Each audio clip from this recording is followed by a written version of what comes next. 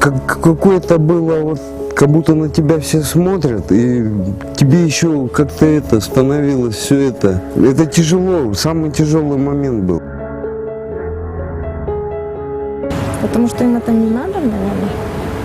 Им не нужен этот пандус, когда там они легко могут перейти, да, по лестнице там спуститься. Им вообще это не надо. Сесть в маршрутку. А зачем думать об этом? Большинство даже думают так, ну почему им дома не сидится? Что они не сидят? Вот сидели бы дома, и все. Кудум СССР убагындагыдай. Барыбыз жакшы билгендей, дүйнөнүн эң гумандуу мамлекетинде майып адамдар жок болгон эмес беле. Андан бери эң гумандуу, эң бейпил мамлекет курап, анын арасынан Орто Азиядагы эң демокративдүү өлкө жаралса дагы, баягы адамдардын акыбалы эч бир өзгөрүүсүз.